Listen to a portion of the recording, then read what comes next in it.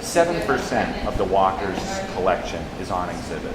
The rest of it is stored in a way. And so basically now you've got an entire collection, but you need to edit it down to exhibit it.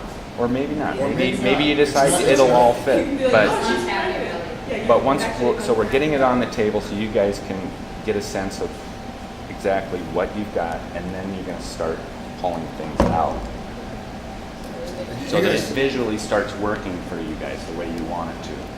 Initially, I thought that we were going to be collecting like a bunch of the same thing, like Pez containers or something like that, or maybe one big thing. And then secondary to that, I thought we would be sort of just questioning what is a collection and like, you know, doing something like an anti-collection or something like that. But then we went into corruption, and I think the main problem was just sort of accommodating all the subjective perceptions of what is corruption, and you have to see all the different layers of each item that make it corrupt, I guess, and that's what makes it interesting, is hoping that it translates and it reads to the viewer. Does anybody see something here that is making meaning because of how it's placed, not necessarily what it is? Like another meaning is occurring between where things are? Well, you have all these portraits right here.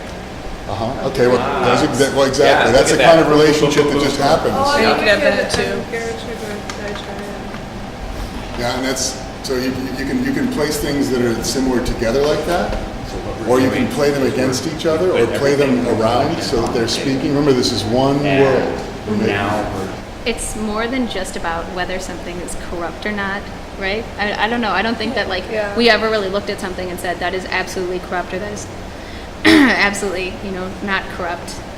I don't really know. I guess don't look at it that way. Just look at it in a, Yeah, like nothing's really definitive in that. It's not like the Communist Manifesto is the definition of corruption.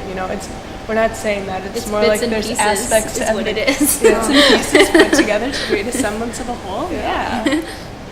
Well, it's about the message, but also it can be two messages with that, because you have the whole I don't really care about Barbies, but I'm going to hoard them so I can make money, and you have you are so right. But then you also have the fact that this is a pregnant Barbie doll with a magnetic stomach that comes off,